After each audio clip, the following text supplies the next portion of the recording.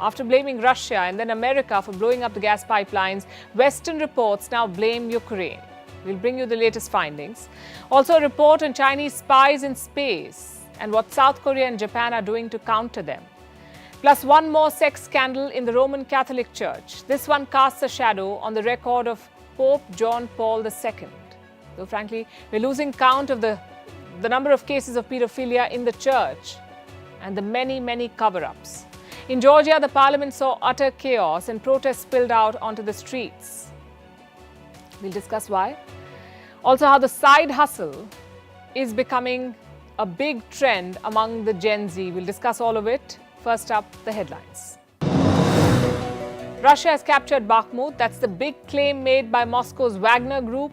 It will be Russia's biggest win in 6 months. Zelensky said Bakhmut's capture would give Russia, quote-unquote, an open road to move deeper into Ukraine. No end to violence in the West Bank. At least 6 Palestinians killed in Jenin in the latest raid by Israeli forces.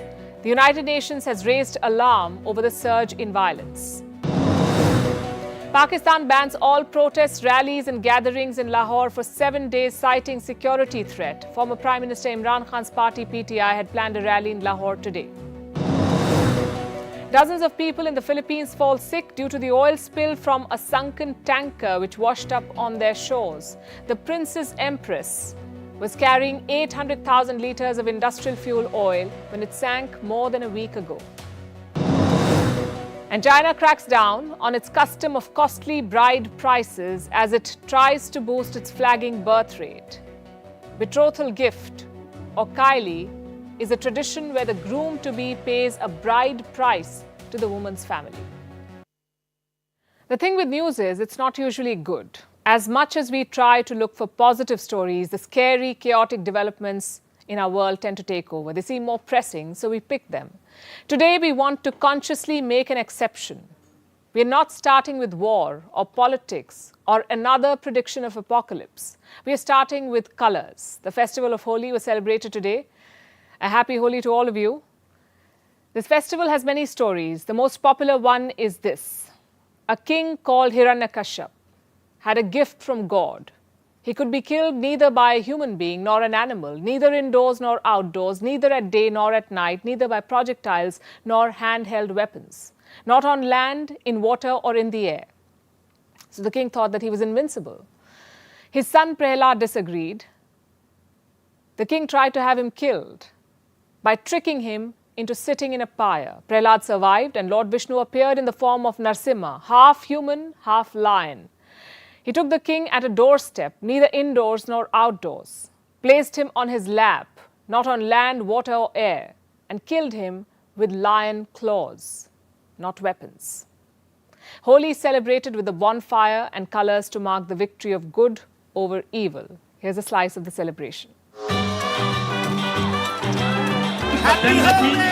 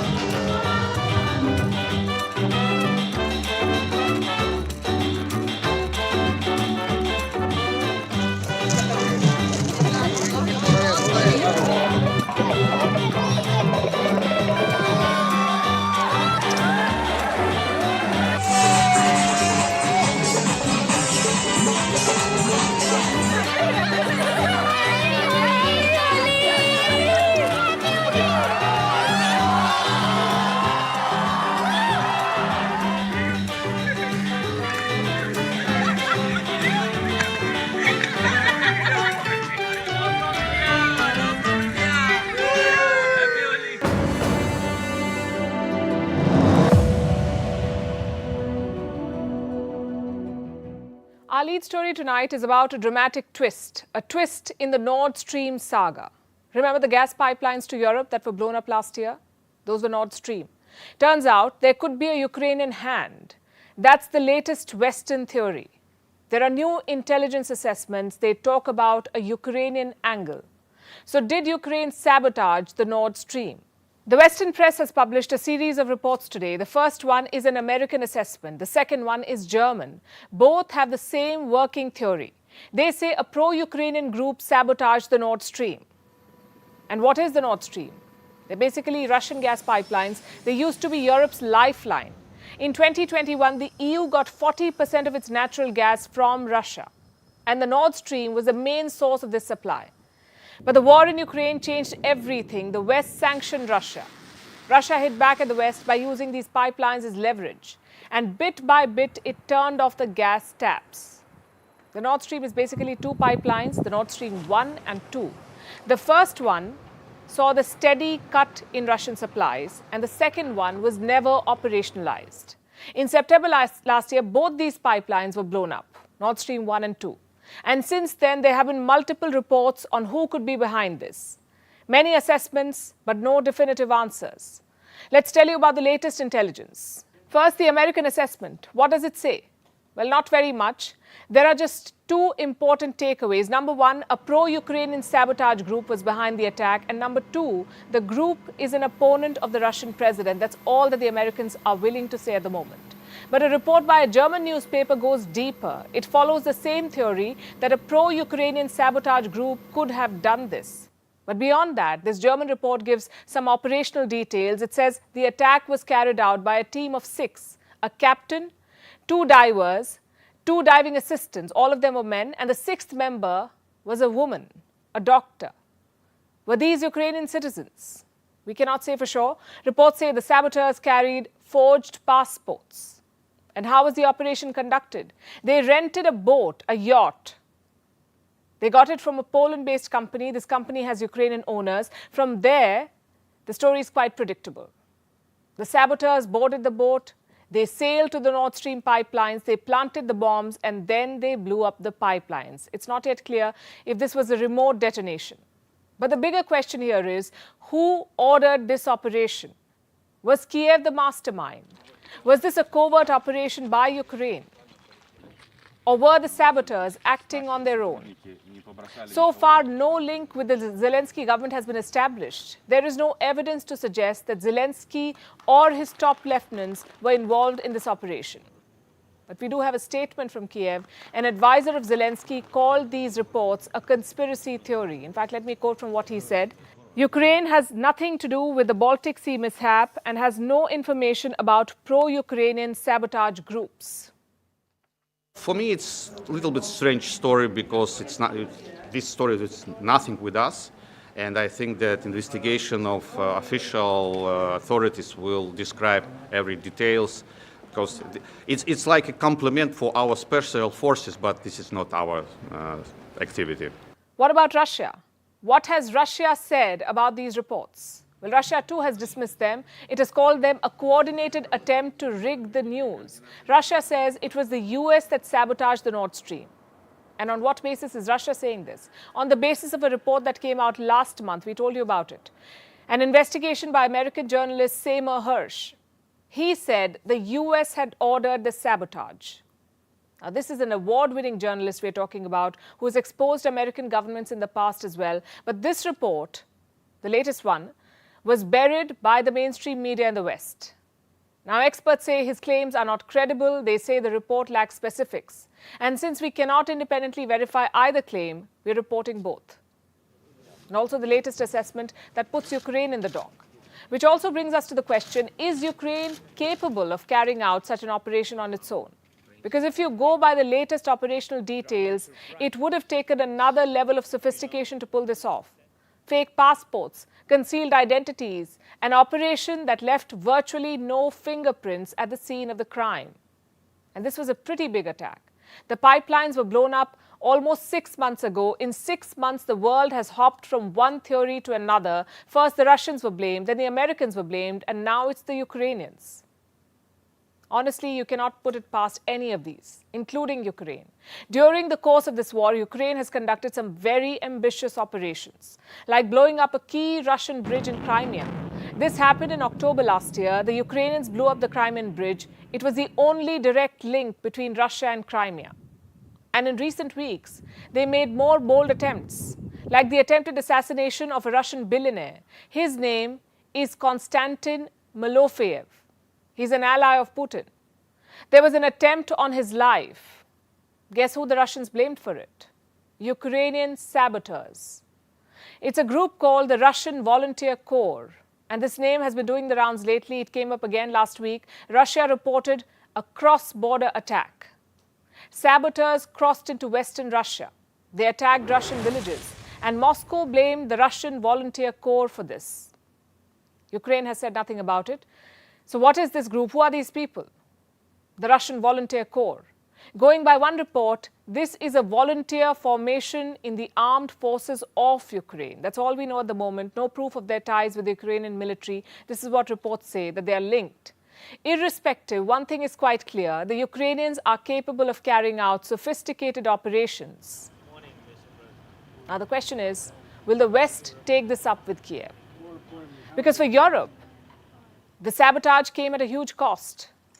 Consider what the EU chief Ursula von der Leyen said in September last year. She called the attack sabotage and threatened the strongest possible response. Those were her words, the strongest possible response.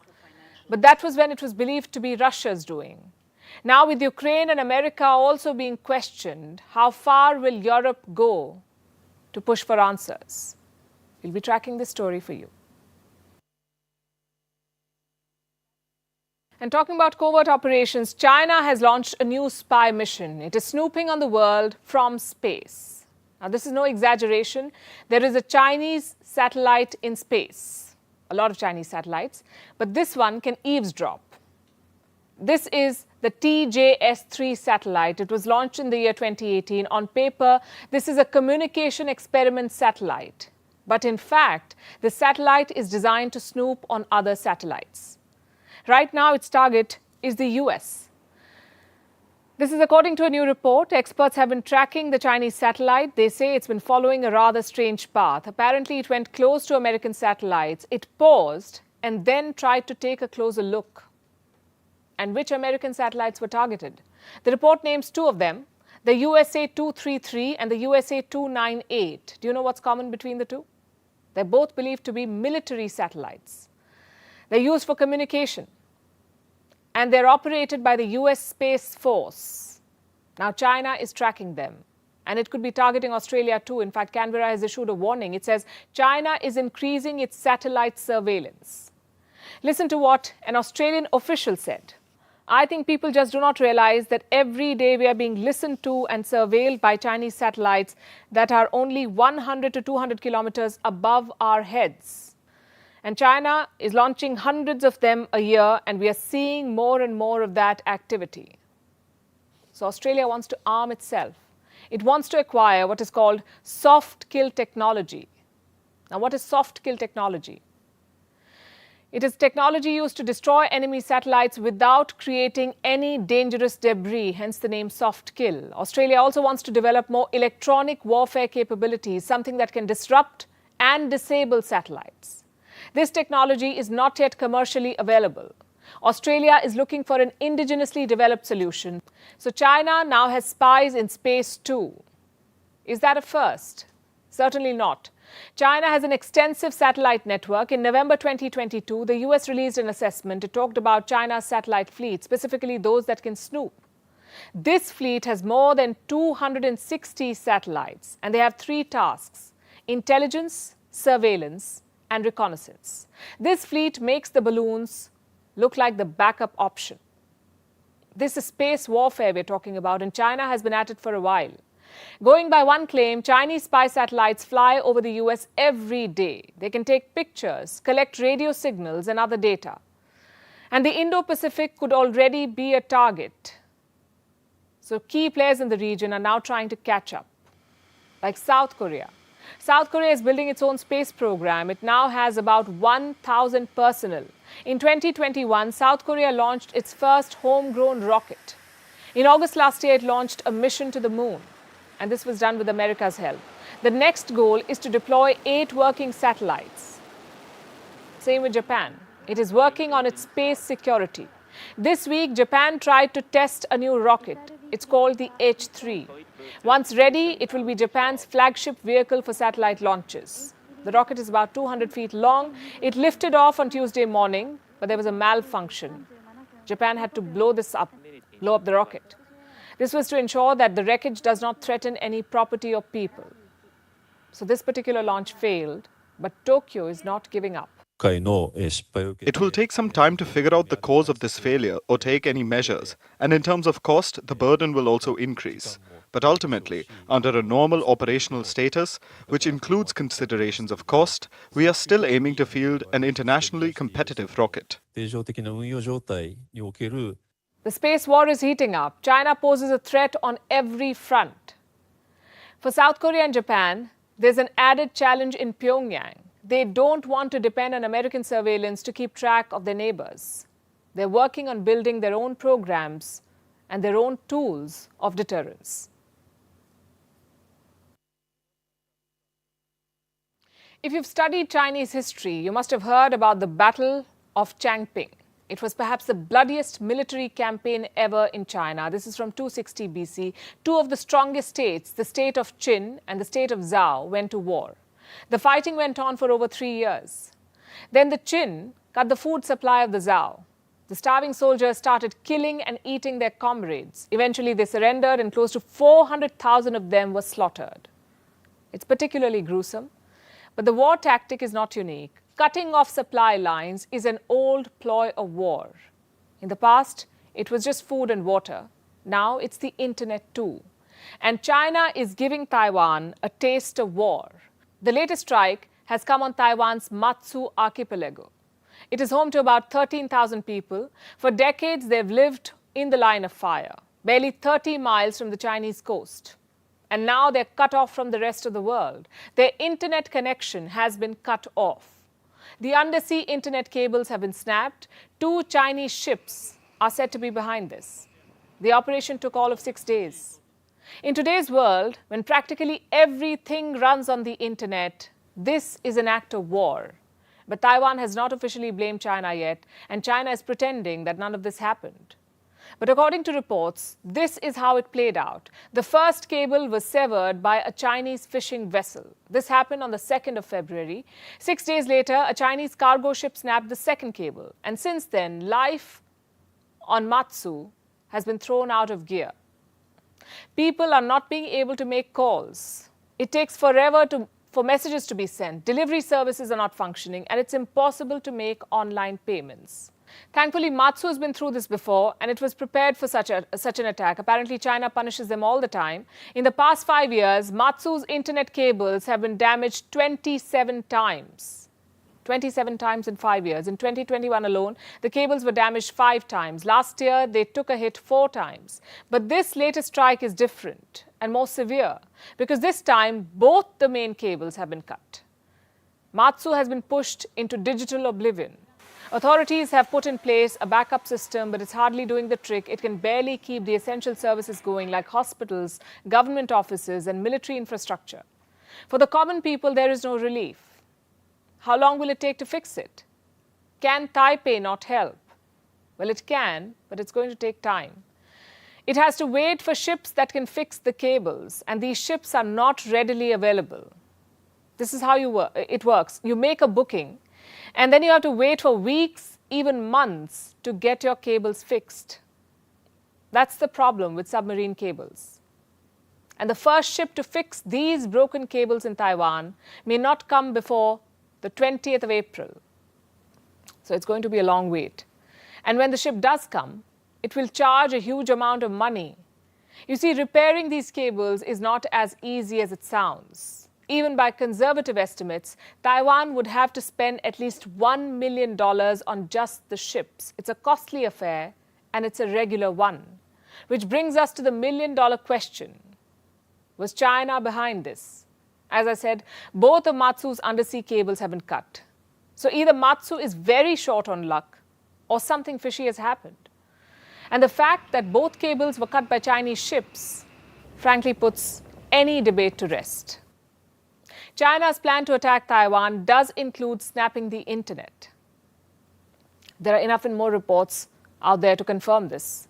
This is what China plans to do if it comes to that. So perhaps the island of Matsu is just a practice ground. Remember, Russia did the same. In the initial weeks of the war, it snapped Ukraine's internet infrastructure. China could do the same to Taiwan. Remember, it says it will reunify Taiwan with the mainland, and if peaceful means do not deliver, China will not shy away from using military means. Beijing has said it in so many words. Its military incursions into Taiwan's airspace are a regular affair. Taiwan's national security is perpetually at stake. As for Matsu, its people have two complaints. One, it's taking too long to restore the internet, and two, China is not being held accountable for this. Let me quote from Wen Li. He's the head of Taiwan's ruling party in Matsu. This is what he said. The Chinese boats that damaged the cable should be held accountable and pay compensation for the highly expensive repairs. It's a bold demand. They can forget about compensation, we say. China has been allowed to get away with much worse. 2 snapped cables and network disruption doesn't even count when compared to Beijing's other crimes. Vantage continues after a short break.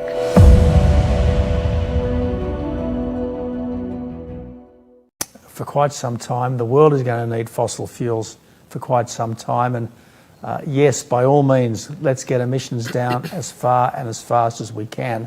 But let's not do it in ways that really damage people's standard of living, particularly in countries like India that still have hundreds of millions of people not really living the kind of prosperous.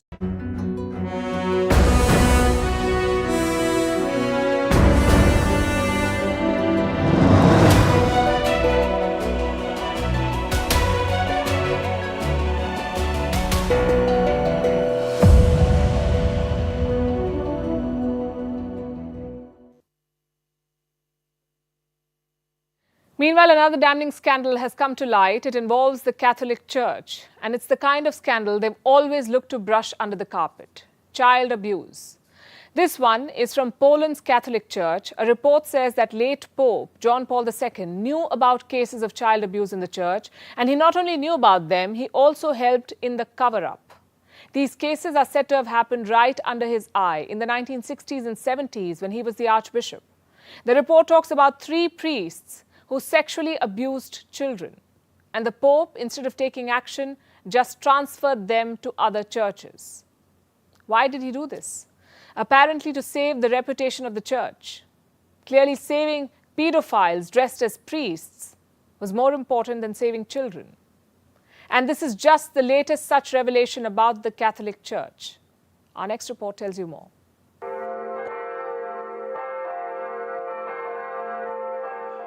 The Catholic Church and its dark secrets have made headlines once again. At the forefront of the latest revelation is this man, the late John Paul II. He was the Pope, the head of the Catholic Church. A new report casts a shadow on his legacy. It says he was aware of cases of child abuse in his church. Instances where priests reportedly sexually assaulted children behind closed doors. He knew about this, but did not take action. The incidents date back to the 1960s and 70s when he was an archbishop in Poland. The Polish media is reporting this. They cite documents from the country's secret services.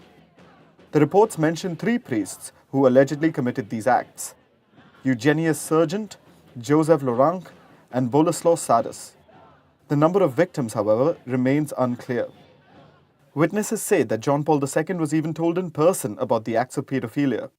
Apparently, a priest reported these cases in 1973. Despite being in the know, John Paul II didn't take any action against the priests. The reason? He's said to have been worried about the fallout and the damage it would cause to the church's reputation. So instead of taking action, he decided to transfer the priests. John Paul II wrote to the Archbishop of Vienna. He recommended Sadus to his care and he was packed off to Austria. What he did not mention was that Sadus had abused young boys in Poland.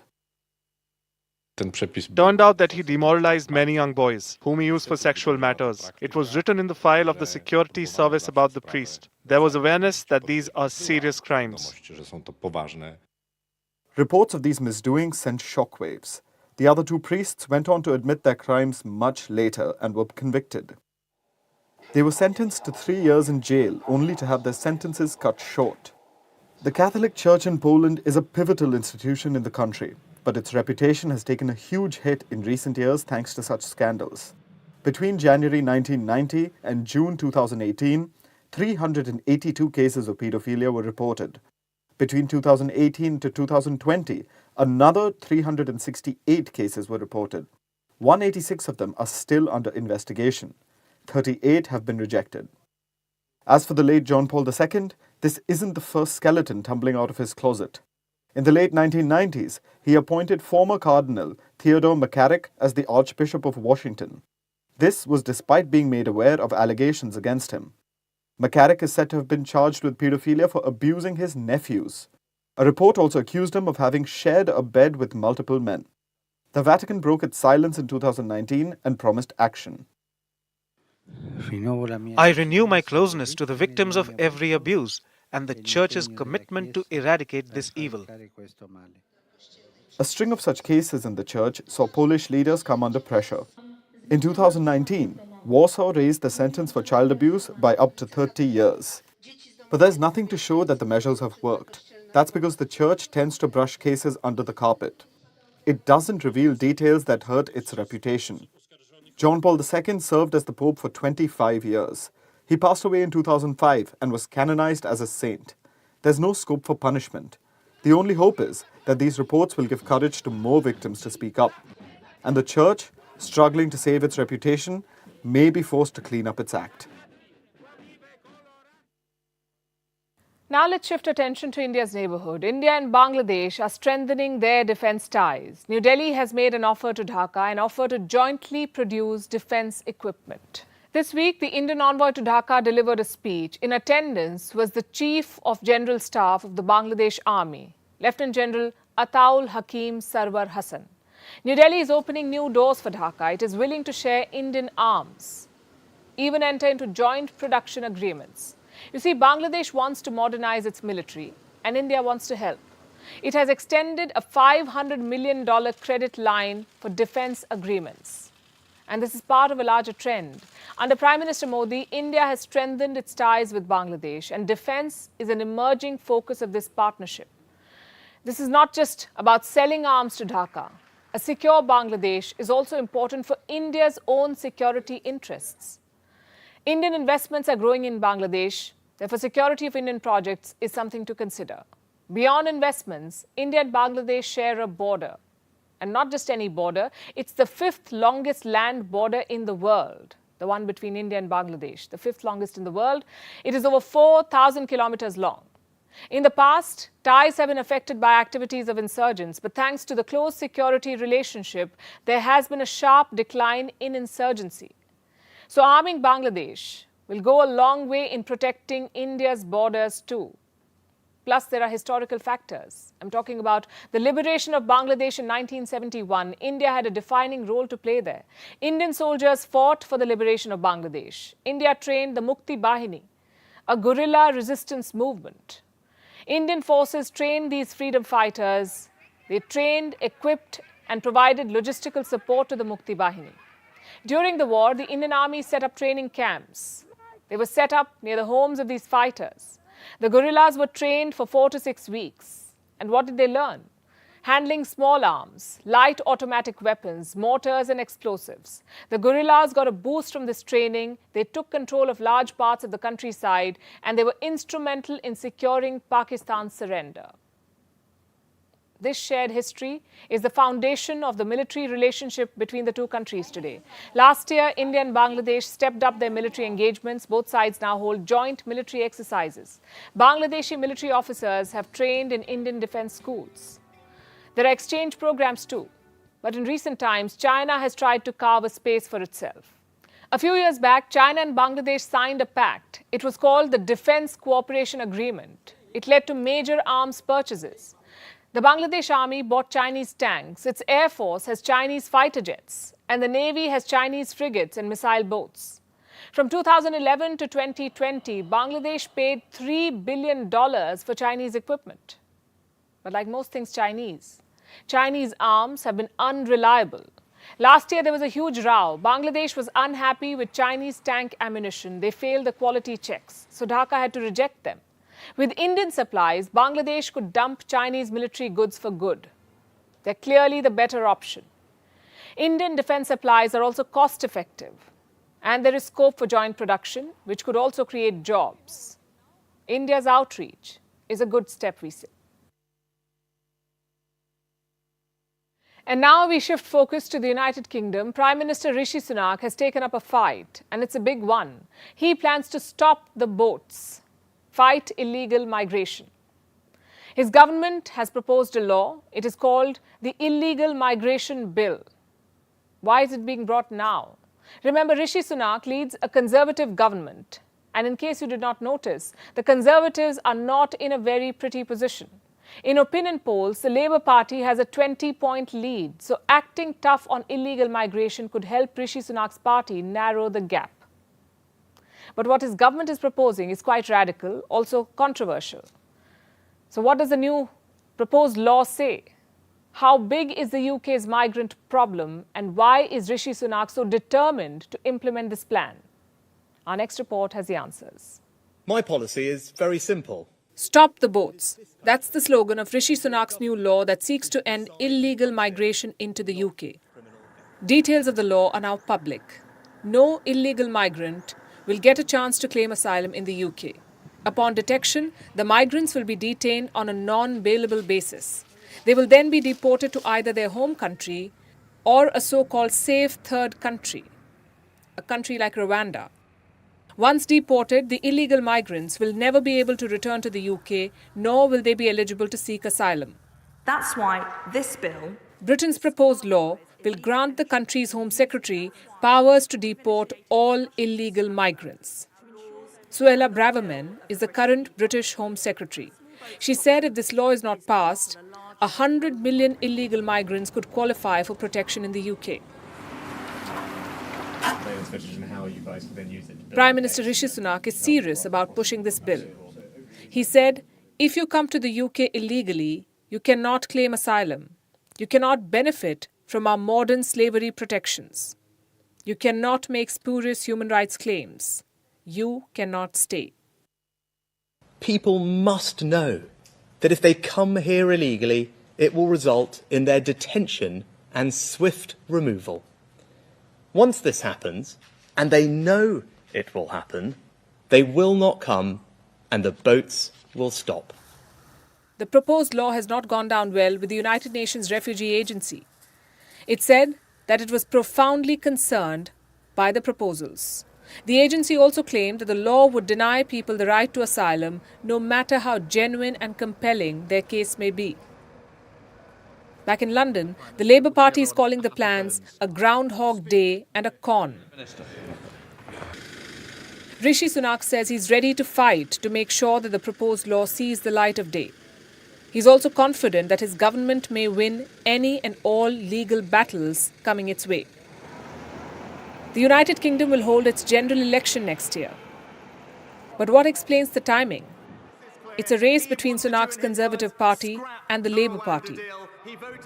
Right now, the Conservatives are trailing. Tackling illegal migration could help narrow the gap. It's been on their agenda for quite some time now, and there is data driving their argument. Last year, the number of applications for asylum in the UK hit a 20-year high. 75,000 people applied for asylum. Over 45,000 people arrived on England shores on small boats. That was 60% higher than the number of people who arrived in 2021. For the Conservatives, small boats now represent a menace which must be put to an end. Rishi Sunak knows the move might reap political dividends, but will it be enough to win the next election? And now let's take a look at what's happening in the country of Georgia. Its citizens have been protesting for days over a controversial new law. The protests came to a head yesterday. Demonstrators tried to storm the parliament building. Molotov cocktails and petrol bombs were thrown at the police. The police hit back with tear gas and water cannons. It was utter chaos. So what is this new law that has left citizens incensed? It says NGOs and media outlets that receive significant foreign funds must declare themselves as foreign agents. Critics say this law is right out of the Kremlin's playbook. Remember, Georgia, a nation of 3.7 million, lies at Russia's border. It's a former Soviet state and the birthplace of the infamous Joseph Stalin. At present, polls say a majority of its citizens dream of joining the EU and NATO. But the new law would pull Georgia away from the West and align it to Russia. This is said to have brought Georgians to the streets. Here's more.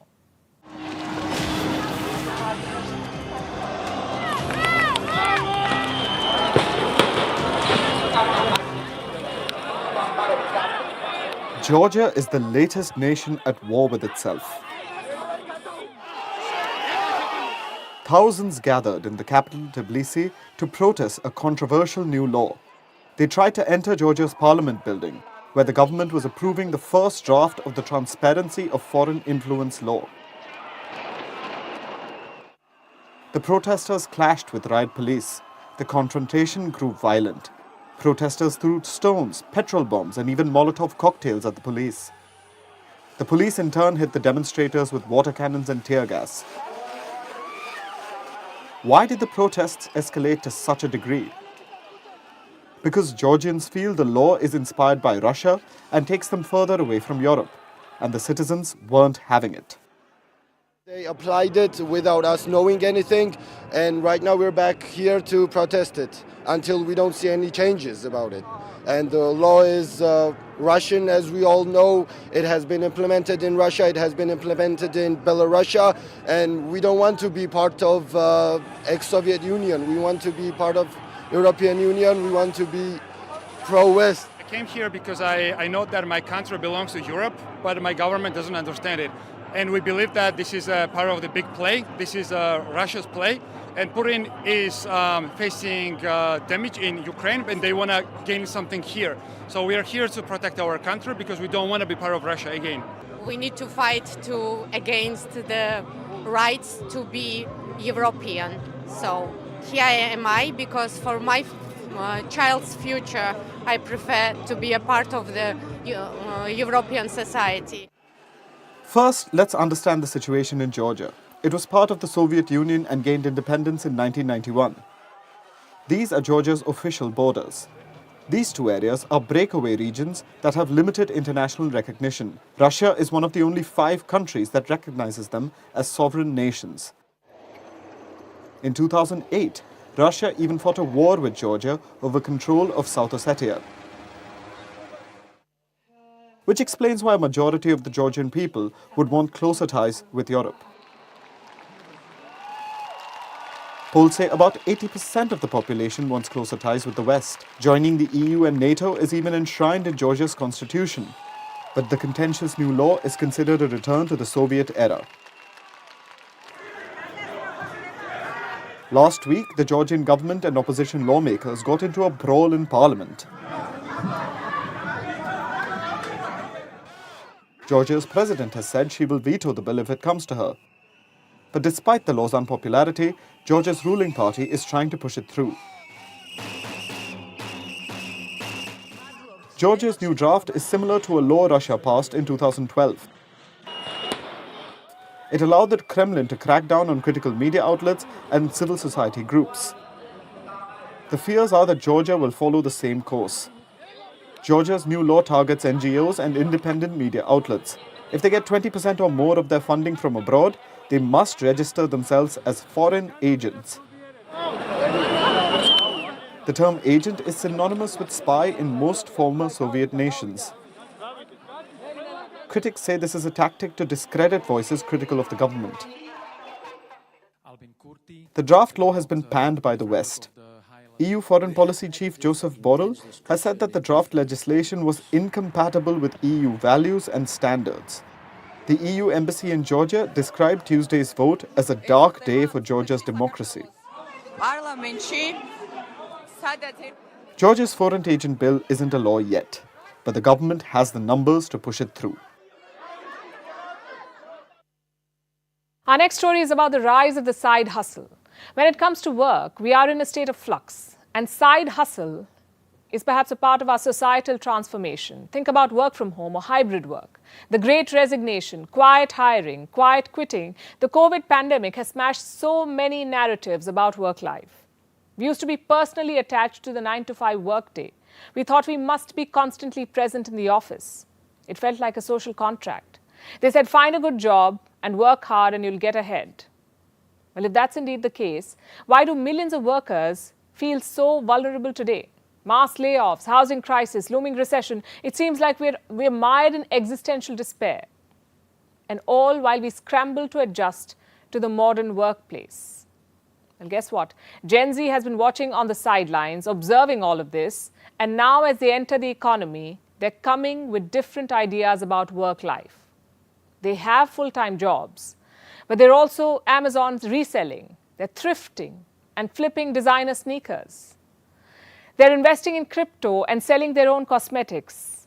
It's not the same as moonlighting, which means truly holding another job with the sole purpose of making money. Side hustle can also be like a passion project with other purposes. So Gen Z, those born between the mid-1990s and the early 2010s, have aced the art of the side hustle, it seems. 59% of them are doing it. And this year, 2/3 of them plan to use social media to make money. The idea is to be financially independent, we are told. Or as the memes say, to be your own boss. People are calling it the new golden age of entrepreneurialism. But this begs the question, does Gen Z want to skip steps here? Do they have unrealistic expectations? Maybe they do. And it may not be such a bad idea. Hear me out. Think about it. They're standing up to the older generation like no one has. They're cultivating environments that serve them. And they're trying to balance financial stability with mental health. So maybe they do know something that we don't. Today, a typical career looks quite different from the way it did years ago. A growing number of new workers think a full-time role is not fulfilling. Employers are more aware and increasingly more open to the concept. Flexible work has enabled staff to pursue other passions. The rise of online platforms has allowed them to monetize hobbies.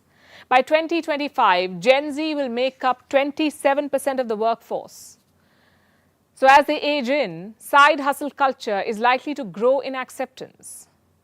Of course, side hustles existed before the pandemic too, but they were often a result of necessity, a means to supplement wages. 3 out of every 5 Canadians are looking to make extra income.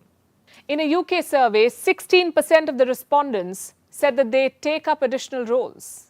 And even before the pandemic, side hustle generated $85 billion in the UK. It was 3.6% of their GDP. With 16 to 24-year-olds leading the charge, layering of jobs will continue, especially in this economy. In a global survey this year, 40% of Gen Z workers are combining at least 2 roles. It's a greater opportunity for them to pursue passion projects, which means they can test interests while also pursuing a dominant career. Sometimes it can add skills that can help in your dominant career. And you don't have to work under the pressure of purely making money. So side hustles also diversify risk.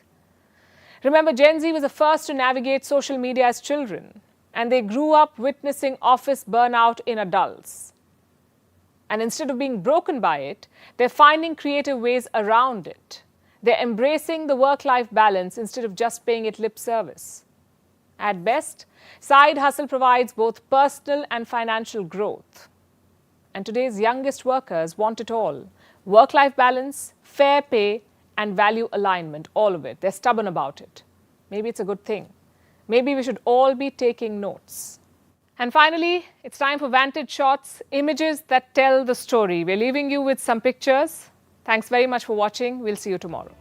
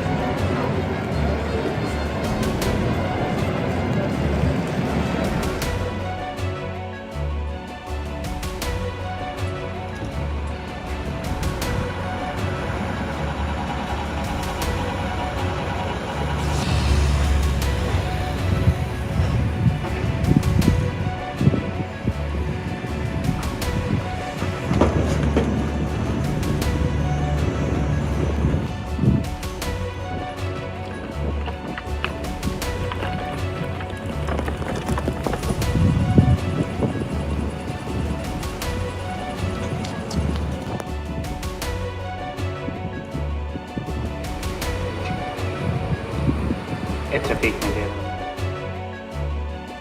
It's so quiet in here. How did I...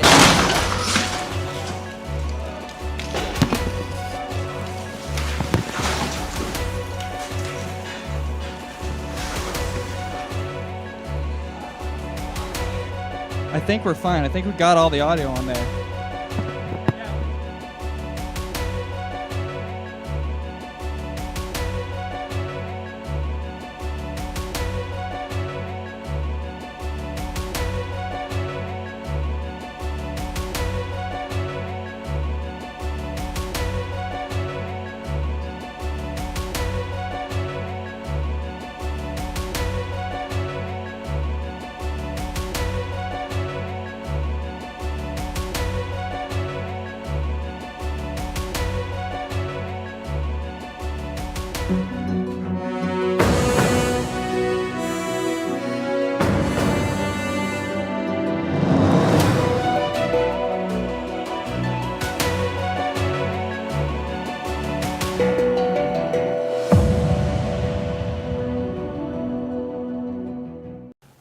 Because if we are able to use wind and solar power to economically create green hydrogen, it would certainly turn intermittent power into reliable power.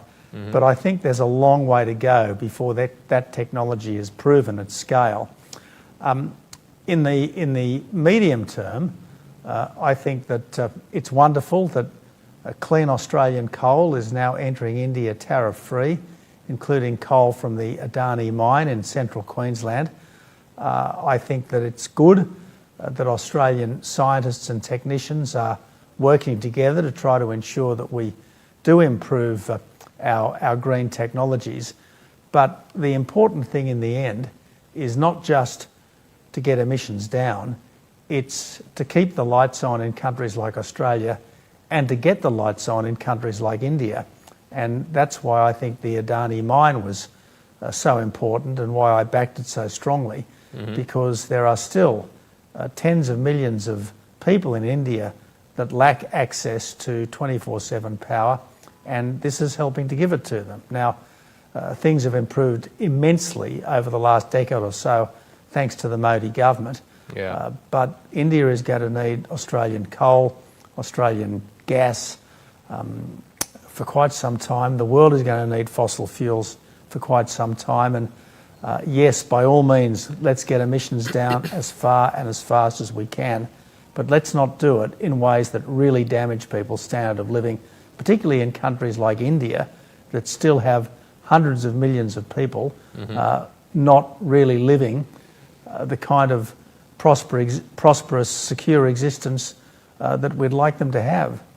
It's going to be a busy week for diplomacy between Canberra and Delhi. This week, the new Australian Prime Minister, Anthony Albanese, is going to be here in India. He's going to be in Delhi as well as in Ahmedabad. Australia and India are both members of the Quad. How do you see this grouping shaping up so far, including the Quad foreign ministers meeting that we had last week? I think that relations between Australia and India have never been stronger. The fact that we have done the trade deal is great. The fact that we are both part of the Quad is great. The fact that we've had a cavalcade of Australian ministers come to Delhi over the last little while, the Education Minister, the Trade Minister, the Foreign Minister, the Resources Minister, and now the Prime Minister, that's great. I think it's fantastic that Narendra Modi is going to be in Australia for the Quad meeting later in the year.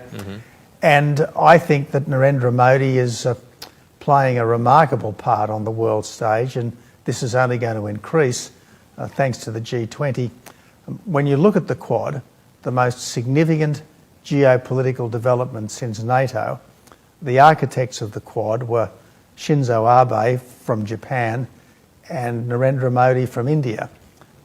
Without Abe's initiation and without Modi's generous response, I don't think the Quad would have happened. I don't think it was something that a US president could have done. Certainly it's not something that an Australian Prime Minister could have done. But between them, Abe and Modi did it. And yes, I suppose Xi Jinping had a hand in it by being so belligerent, but nevertheless, Modi is a very, very consequential world statesman thanks to his work with the Quad. So the Quad foreign ministers, like I said, met on the sidelines of the G20 here in Delhi last week. They once again reiterated they're not a military grouping. They're not meant to counter any one country, leave alone China. Can there be a bigger threat than China? Quad now increasingly seems to be diversifying into all kinds of things, from climate change to student scholarships and science and technology partnerships. Does that not dilute the very purpose that these four countries came together for, which was to take on the Chinese threat on the high seas, whether it is these territorial disputes in the South and East China Seas, or just ensuring that there are free and open trading lanes on the high seas? Well, that's a very fair question. I guess the four countries in question are serious strategic actors. The United States is the world's #1 democratic superpower. India is the world's #2 democratic superpower. Japan is an economic powerhouse and increasingly a military one as well. And Australia is a very significant part of the Indo-Pacific as well. So what you've got is the four big democracies of the Indo-Pacific working together to try to ensure that democracy can flourish and a rules-based global order can survive under the various challenges. Now, sure, there are all sorts of other things that can be done. The recent Quad meeting talked a bit about terrorism and what we could do to help in that area, help each other in that area. Great, but in the end, this is about the great Indo-Pacific democracies saying to anyone who would challenge the rules-based global order, don't. And we obviously know that Beijing is casting covetous eyes towards Taiwan, that Beijing would take Taiwan by force if it could. We've got to say to Beijing, look, don't. And the Quad raises doubts in Beijing's mind about just who it would be up against if it were to embark on this shocking act of adventurism. And let's be very clear, any attack on Taiwan would be several orders of magnitude more disruptive to the entire world than Putin's horrific attack on Ukraine. I want to first start off by asking you about the free trade agreement between India and Australia. You had played an important role in the run-up to the signing that happened last year.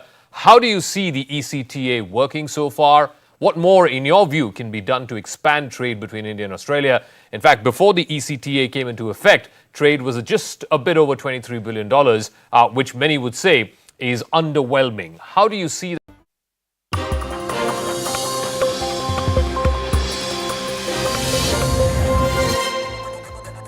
Hello everyone, you're watching Brass Tacks with me, Maria Shakil. Delhi Liquorgate probe gains momentum, and KCR's daughter and BRS leader K. Kavita has been summoned by the Enforcement Directorate. The investigating agency has asked her to appear before them on Thursday, but Kavita may not appear and seek another date due to prefixed appointments. But she has assured to cooperate with the probing agency. The summons came a day after businessman Arun Ramachandra Pillai was arrested by the Enforcement Directorate. K. Kavita was named in the ED charge sheet, in fact. She is accused of holding 65% stake in Indo Spirits, who got undue benefits due to Delhi's liquor policy. Sources also say that the South lobby allegedly paid kickbacks of 100 crore, which was then used by the Aam Aadmi Party in the Goa elections. Kavita was even questioned by the probe agency at her Hyderabad residence in December last year. Now, K. Kavita has reacted sharply to the summons. She believes that the summons was issued because she was about to stage a day-long protest in Delhi demanding women's reservation.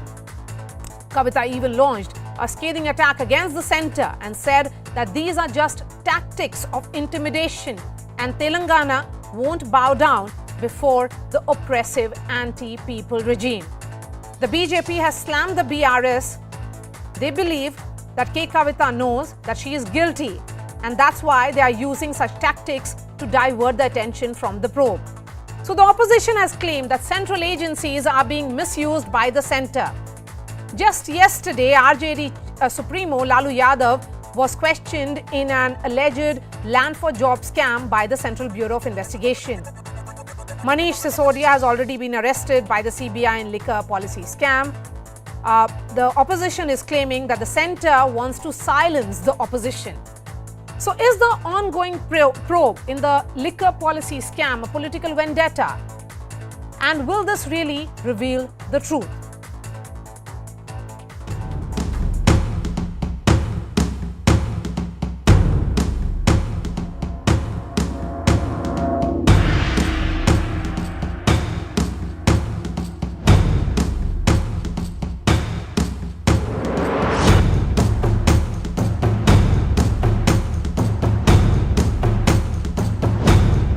Whenever they cannot win on the ground, whether it is AAP or BRS, they are actually framing in these kind of cases. ED और CBI का थाना गली गली मोहल्ले मोहल्ले में खोल दीजिए, जितने विपक्ष के नेता हैं सबको पकड़ पकड़ के जेल में डालिए.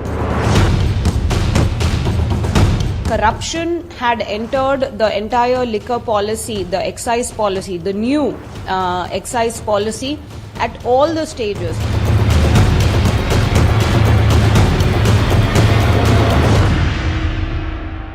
And joining me now, Rachna Reddy, Telangana BJP spokesperson. We also have Sabotage Sharma, Aam Aadmi Party spokesperson, Ashwini Dubey, Supreme Court lawyer, and Krishank Mane, representing the BRS. Before I begin the debate, a very happy Holi to all the panelists and the viewers of CNN News 18. Happy Women's Day, Maria ji. Yes, thank you so much. Happy Women's Day to Rachna and to all men as well. Happy Women's Day to you too, Maria ji, and all my other female panelists. Okay.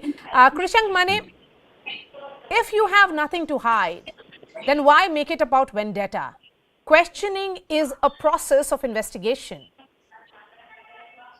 Well, Maria ji, I think you already mentioned that previously the investigative agencies have already visited Kavita ji's residence. And let me tell you that Kavita ji has just started from Hyderabad to Delhi, and she will definitely, as she has mentioned, she will cooperate. She will not evade any kind of inquiries. We are not like BL Santosh or the BJP who would try to evade notices or any kind of questions.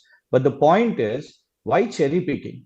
When you know, arrests of Manish Sisodia or Sanjay Raut or opposition leaders or an attempt even to us also, then why not any BJP leader at all? The entire nation, so many graft charges on BJP leaders, but please name at least one. Minister of Karnataka had to resign, was compelled to resign after Contractors Association wrote to Honorable President. But has he faced any inquiry? Was he arrested? We've seen just 2 days. In fact, your channel also aired today how grandly the BJP leaders have welcomed a corrupt Bharatiya Janata Party MLA who was red-handedly, he and his son were caught red-handedly by the Lokayukta. Okay. Or even the business this charge that is coming from Krishank Mane, and he is not the only one. All opposition leaders are saying the same. In fact, all of them wrote a joint letter to the Prime Minister as well. And if we look at pure data, you know, forget about what the opposition is saying. What they are saying is something that's true. From 60% during the UPA to 95% during the NDA, there is a surge in share of opposition leaders who are in the CBI net under the BJP government's tenure in the last 8 years. And we have seen how the cases against the opposition leaders have increased significantly, almost drastically. Since 2014, now the ED cases have gone up by almost 4-fold. You know, so against all these opposition leaders, 95% are from opposition. So here is the thing, Maria. So can this be seen as pure investigation then? No, that is what I'm trying to answer here. I mean, these people, the opposition leaders or people who are accused in graft charges, they never once state as to is there any veracity in the claims or the accusations or allegations or not. All they can do is claim cherry picking and claim that the opposition is being victimized or the opposition is being persecuted. Now, here is a case where I'm also a senior advocate along with being a part of a political party. So this is what I will state. The entire Wickergate, the scam, so to say, came out in August of 2022. However, the agencies have followed the due process, and so far, Mr. Manish Sisodia was arrested recently, and that too by the CBI. Ms. Kalvakuntla Kavita was questioned only as a witness by the CBI way back in December. That is it. The ED has not contacted and the ED has not summoned his Kavita so far, in spite of the fact that Mr. Abhishek Koyenpalli, another accused, Mr. Puchi Babu, another accused, Mr. Arun Ramchandar Pillai yesterday, another accused, repeatedly in the ECIR, in the Enforcement Case Information Report, repeatedly claiming the fact that they are representatives of her, and Mr. Arun Ramchandar Pillai clearly stated yesterday that he was fronting her. Okay. That he was her frontman and he was representing only in as her representative and not let's look at it from the point of view that the Aam Aadmi Party went ahead and also withdrew this policy, saying that there were structural flaws and that there was cartelization which it led to. Exactly. The ED charge sheet is talking about a particular cartel which was dominating this entire policy, the direction in which the policy would shape. Look at it from that point of view. Mr. Manish Sisodia hasn't got any relief from the court till now. So you must be having faith in some institution, have faith in the Supreme Court, have faith in the judiciary. If Ms. Kavita has nothing to hide, she would come clean. Yes. We do have hope on the Honorable Supreme Court, and that is why we are though we know that this entire script is by the government of India, we are cooperating, Mariaji. We are facing the trial. We are going to answer every question because we have nothing to hide. The ED has come up with narratives that the phones were damaged or so and so. Till now, they haven't booked the Evidence Tamper Act. No, not yet. Okay. But even then, we are ready to answer. Definitely, answers will come. No but the Evidence problem Tampering is Act. that how Bharatiya Janata Party, you see, they've said ED has come up with this case in August. But let me remind you, when did Kavita ji's name come from? Not from the ED's notice first, not from the charge sheets first, from the Bharatiya Janata Party's press conference from Delhi. Okay. So it was BJP who kept their press conferences first and gave named the leaders. After which BJP state president Mr. Bandi Sanjay and now also KCR's daughter will be questioned by the Enforcement Directorate for the second time, because the first time she was questioned in Hyderabad last year. My question she is, was questioned by the CBI in Hyderabad. This is for the first time that the ED is questioning Kavita. Thank you for correcting me. Thank you for correcting me.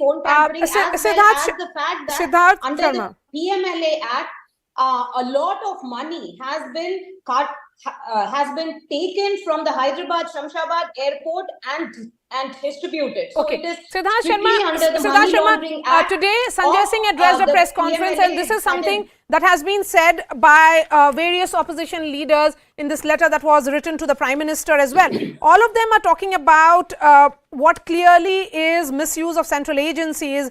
Will it stop at this letter? Because yesterday Lalu Yadav was questioned by the investigating agency. Today it is K. Kavita. You have other leaders. You are saying that there are multiple instances of targeting. Those are your words of the lead of your own party. Then does it stop at this letter? Because if you're talking about some kind of political conspiracy, how will you tackle that political conspiracy? Yeah, Maria, when we say the opposition parties have written a letter, let us understand the denominator here. The central government and the PM post represents India, not any political party. Today, state government heads from across north, east, west, south, representing nearly 50 crore out of the 140 crore Indians, have written to the Prime Minister regarding misuse of governors, misuse of central investigative agencies, insufficient of a globally acclaimed education minister like Mr. Manish Sisodia. It is now incumbent upon the Honorable PM to play fair. 50 crore people today are watching the PM to see to see whether the PM sees himself as the prime patriarch of a nation or a mascot of a political party. Now, as far as law is concerned, if the law is fair and BJP would play fair, how come the Lieutenant Governor of Delhi, he also is summoned by the law and he is escaping it by claiming immunity with the courts? So isn't the law the same with if Manish Sisodia can be arrested and put into jail? Why doesn't the elder of Delhi also go and appear before the court when the court has summoned him? How come Mr. Manish Sisodia is under ED investigation and in jail, but a Karnataka BJP MLA is going scot-free, absconding, and today he got a bail and he's brandishing BJP flags and entering his constituency? Yes. So let me ask that question. Let me complete. Let me reiterate here. Okay. It is not political. It is not a ridicule. 50 crore people out of 140 crore people. Please understand, from Bihar to West Bengal to Telangana to Tamil Nadu to Kerala to Maharashtra to Delhi to Punjab is north, west, east, south of India. 50 crore people represent that. Okay. And head of state of 50 crore Ashwini, the people point being made here is of targeting of opposition, and the opposition parties, particularly the Aam Aadmi Party and also Mr. Krishank Mane, they have spoken about certain leaders. Narayan Rane of Maharashtra. In this letter, it talks about Himanta Biswa Sarma, who was probed by the CBI and the ED in 2014 and 2015 over the Sharda chit fund scam, and then nothing moved in the case after he joined the BJP. Then what about Shubhendu Adhikari? All these questions are the questions which are being raised by opposition. See, Maria, one thing is that there are courts to supervise, to look into, to ensure that if any offense is registered and if anyone has any grievance, may approach to the court of law. We have seen in Ashish Sharma Teni's case that the court supervised monitored the investigation. We have seen in Commonwealth Games case Ghotala. We have seen it, you see, in the 2G case. We have seen in Colgate. So if anyone has any objections, so equality before law is available. Anyone can approach. If Narayan Rane, accused of a 3 crore money laundering racket, has been given clean chit, as of now the charge sheet has not been given clean chit. Shubhendu Adhikari has not been given clean chit. Himanta Biswa Sharma still has not been. Investigation dropping may be a different thing, but whether the court of Sharma is not in jail. Hemant Biswa Sharma is not in jail, and Mr. Manish Sisodia has been put in jail. That is what the paradox is. You say the law is equal. How come Mr. Hemant Biswa Sharma enjoys chief ministership, and how come Mr. Manish Sisodia is the deputy chief minister is put in jail? That is the question, and that is the question. Karnataka Minister Ishwarappa did not go to jail. Karnataka Minister Ishwarappa did not go to jail. Here is the case where direct irregularities were committed while modifying the excise policy. Undue favors were extended to license holder. Sir, modifying happened to airports also. Modifying had happened to airport policy also when giving to Mr. Dubey to speak, please, because just because Maria, it's the case of Nachna nahi aata to Angan Theda. That is what the opposition नचारे तो आप ना, नचारे तो मोदी जी, नाचने वाले भी आप हैं, नचाने वाले भी आप ही हैं. We will loot the public exchequer as much as possible, but nobody should take any steps against us. Mr. Manish Sisodia was called by the CBI. Adani has looted so much. It was No only investigation from time SEBI. when his suspicion, when he did not give any answers and was absolutely non-cooperative, was he arrested. In fact, yesterday in Mr. Arun Ramchandra Pillai's case, the Honorable Magistrate himself, the judge himself, was astounded by why the ED did not arrest this man before, and why was he called again and again and again for questioning for 26 to 28 times. And why was he not arrested before? Because he was confronted with so much of evidence. Look, Rachna, as far as the Enforcement Directorate's conviction rate is concerned, it's dismal. It's dismal. We are not talking about CBI, but ED certainly is being seen as an agency which has much to explain, because its cases do not reach the level of conviction, because it is increasingly appearing, during the UPA, the CBI was called a caged parrot. Now, the same charge is being faced by the agency during your tenure. The larger question is, that people are not having faith in these agencies now, the manner in which it is being seen as being only questioning opposition leaders. Isn't it true? Maria, here is, see, it is very easy to spin a narrative that it is only to victimize or persecute the opposition leaders. The ED, Please ED name is us one doing its job BJP under the arrested leader. PMLA Act. Please, So when we is are it waiting going for to that be? answer. One BJP Krishna, leader who was allow me arrested, to please. speak. One name. So when is the investigation going to end? When is the trial going to complete? When is the trial going to be completed? Is the person going to be held guilty, No, convicted, or it's good acquitted? to Is hear from an another story advocate, but not altogether, from a and BJP Ashwini leader. today has BJP told is it not already. washing powder, Nirma. And here, if it is a political agenda, how come BJP there is not running the evidence court, that Kalvakunda Maria Kavita ji. has destroyed 9 to 10 phones, and these are just her phones. Everybody involved in this conspiracy has together destroyed phones worth more than 1 crore 30 lakhs. And Maria how ji. come there is evidence that money, large amounts of money was carried across from Shamshabad airport in chartered flights? Okay. When you are Krishank Mane, the ED, the Enforcement Directorate says that, you know, as far as the investigations are concerned, it is talking about cartelization, alleged irregularities in implementation, and that is the reason why this is being investigated by both the CBI and the ED. The profit margin is huge, particularly to those who were running the South lobby. These are points being made by the ED charge sheet. If we go with purely what has been stated, then Kavita has a point to answer. Well, Maria ji, she should come and answer. When ED enters, definitely, I've told you, we are ready to answer because ED has to search for the money trail. So where are the money is what ED has to answer. And see, you see Bharatiya Janata Party stressing on the point that evidence was tampered, mobile phones were damaged. This is the same Bharatiya Janata Party which is also saying that Kavita ji was called earlier as a witness. Is not stressing Then why on haven't the you? Why haven't you booked her as for damaging evidence? What is the ED plucking then? What is BJP campaigning for? You haven't booked still under the Evidence Tamper Act, and you are just doing tamasha and propaganda. BJP wants to do propaganda out of this. Now, you want to run through when I'm talking. You want to run through when I'm talking when you're just talking about the notes. money chartered. You are defending ED itself is clearly showing that you are running the investigation. Ramchandar Pillai yesterday defending in his ED demand itself report. Rachna, you'll have to wait. Let him speak. Let him speak. I have other people on the panel as well. They have to make their point. Maria ji, see, BJP is so desperate to defend ED itself is explaining that they are running the investigation. What did I ask? I asked why didn't till now you book under Evidence Tamper Act or Evidence Damage Act? Okay, Ashwini Dubey will respond to that. If there is evidence of evidence tampering, destruction of evidence, then why are those charges not applied? Ashwini Dubey.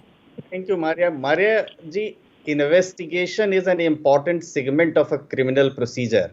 The first step after a crime is committed or information received by an agency about the commission of offense, the investigation starts.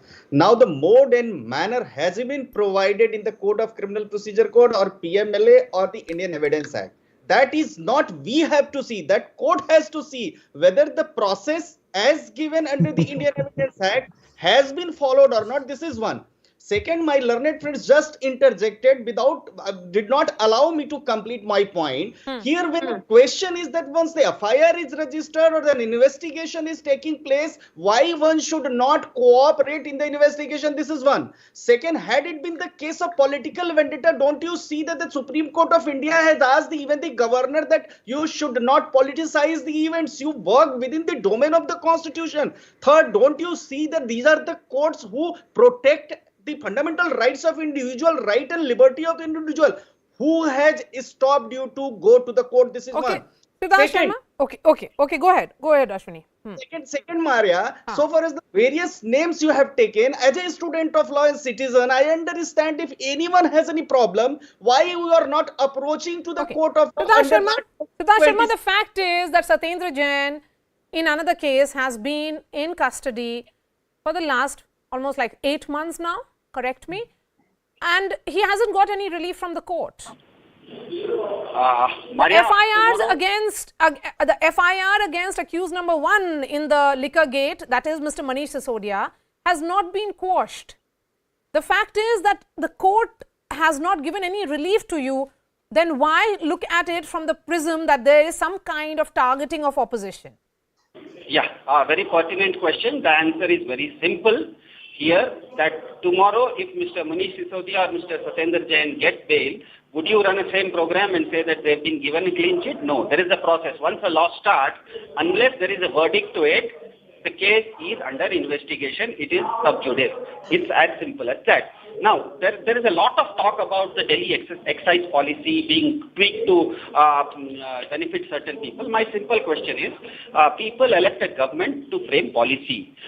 Do we mean to say that when demonetization policy was brought in, new printing press companies obviously benefited from that demonetization process? Do we say that the entire demonetization process was brought in just because to benefit new printing press companies? Obviously, that logic goes out of the window. Now, BJP is saying some things about Aam Aadmi Party contesting elections with this money. My simple question to BJP is itself saying that it has 2,000 crore rupees of money for which it does not have account.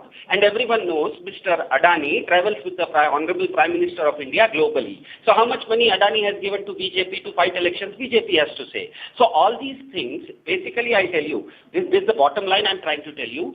Any law, Maria, any law is fundamentally justice, synonymous with something like air. It has to be available equitably to everyone. BJP, in its delusion for power, brandishes law like a weapon in the hands of a demon on its imaginary enemies. This is the bottom line. Okay. And that is why today 50 crore people, governments representing 50 crore people have written to the Prime Minister. Rachna, I'll give you the final word. The Prime Minister. Rachna, the concern is that it was you who spoke about cooperative federalism. Here are the opposition, chief ministers of opposition rule states. These two political parties have chief ministers in those states. They are saying that that principle of cooperative federalism is under threat because of these agencies questioning these opposition leaders. Arya, I'll end with saying that Nachna nahi aata to Angan Teda is the exact euphemism that will be applicable to all of the opposition. Kyun nache? Maria ji, hum kyun nache?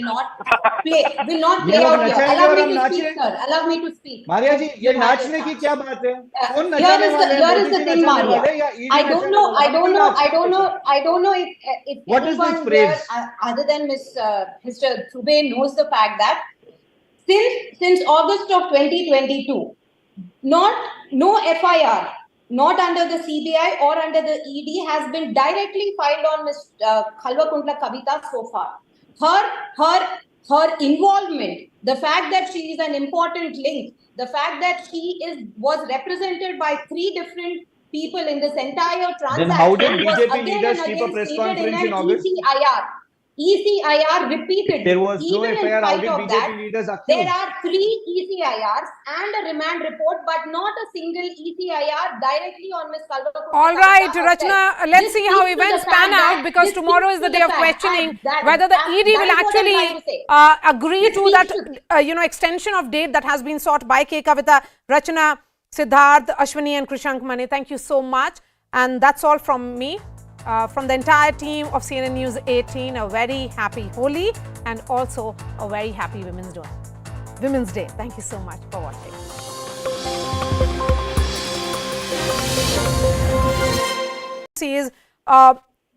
Will it stop at this letter?